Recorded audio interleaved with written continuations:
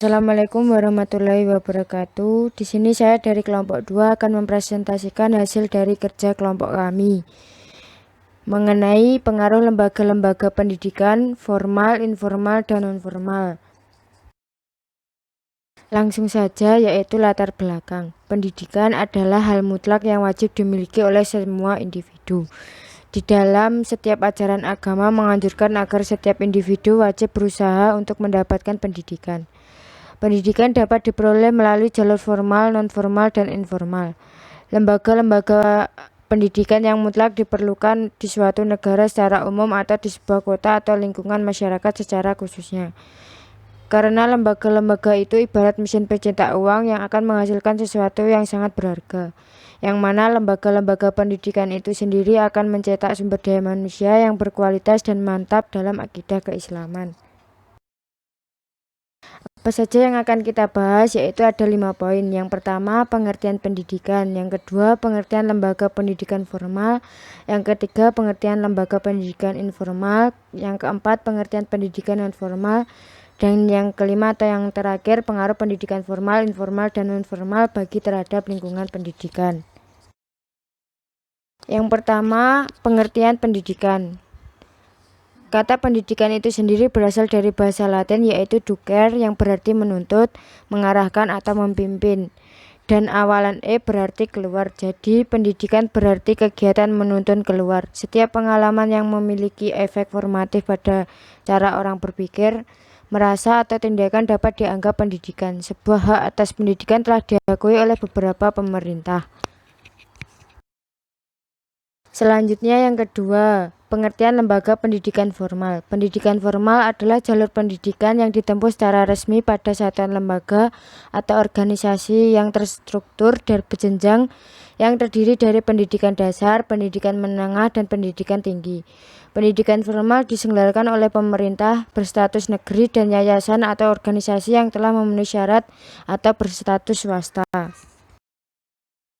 Kemudian ada contoh dari pelaksanaan pendidikan formal, belajar di sekolah dasar, sekolah menengah pertama, sekolah menengah atas, dan perguruan tinggi, baik itu negeri maupun swasta yang diakui oleh pemerintah. Selanjutnya yang ketiga, pengertian lembaga pendidikan non-formal. Pendidikan non-formal adalah jalur pendidikan yang didapat tidak secara formal melalui sekolah maupun perguruan tinggi, namun tetap memiliki struktur dan berjenjang. Pendidikan non-formal merupakan jalur pendidikan yang bertujuan sebagai pengganti, penambah, serta pelengkap pendidikan formal yang diselenggarakan oleh lembaga yang ditunjuk oleh pemerintah pusat atau daerah dengan mengacu pada standar nasional pendidikan.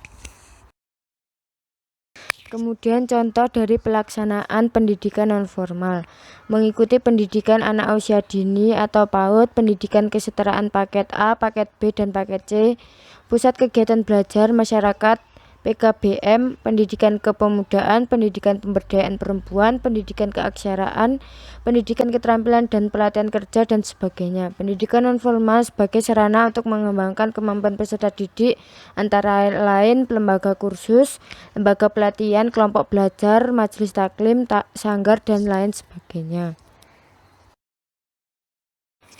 Selanjutnya yang keempat adalah pengertian lembaga pendidikan informal. Lembaga pendidikan informal adalah jalur pendidikan mandiri yang diperoleh dari keluarga maupun lingkungan dengan bentuk kegiatan pembelajaran secara mandiri. Kemudian contoh dari pelaksanaan pendidikan informal, pendidikan anak usia dini yang diberikan oleh keluarga maupun lingkungan. Dalam kasus tertentu, peserta didik memanggil guru secara mandiri sebagai tutor jika tidak dapat mengikuti pendidikan formal maupun non-formal. Dan poin yang kelima, yaitu pengaruh lembaga pendidikan formal, informal, dan non-formal bagi terhadap lingkungan pendidikan. Pengaruh lingkungan dibagi menjadi 3. Yang pertama, pengaruh lingkungan formal. Lingkungan sekolah sangat berperan pada individu tersebut, di mana ia bisa belajar dari mulai usia 4 tahun hingga 23 tahun atau dari mulai TK sampai perguruan tinggi. Dengan pendidikan yang didapatkan dari sekolah, seorang anak akan menjadi cerdas emosinya. Yang kedua, pengaruh lingkungan non formal. Para ahli, orang mengatakan orang tua mempunyai peran besar bagi pembentukan dan perkembangan moral seorang anak. Tanggung jawab orang tua untuk menanamkan nilai moral, etika, budi pekerti, bahkan nilai religius sejak dini kepada anak-anaknya akan membekas di dalam hati saubarinya.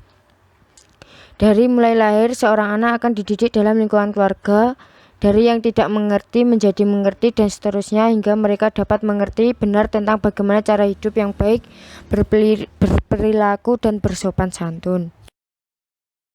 Dan yang ketiga, pengaruh lingkungan informal. Lingkungan pendidikan yang ketiga yang tidak kalah penting dan menjadi penentu berhasil tidaknya pendidikan pada lingkungan pendidikan non-formal dan formal adalah pendidikan informal atau pendidikan masyarakat.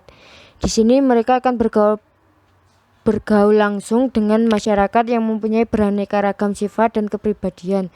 Sebab itu program pendidikan informal harus dibuat sedemikian rupa agar bersifat luas tetapi lugas.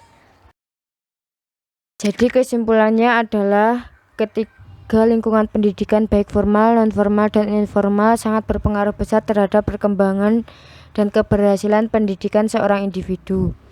Dari uraian di atas, jelas pembelajaran yang didapatkan dari seorang individu tidak hanya berasal dari satu lingkungan pendidikan saja, melainkan dari ketiga lingkungan pendidikan sehingga antara yang satu dengan yang lain saling menyempurnakan dan akhirnya akan menghasilkan didikan yang ideal atau dalam istilah lain akan dihasilkan seorang insan kamil atau manusia yang sempurna yang berguna bagi bangsa dan agama.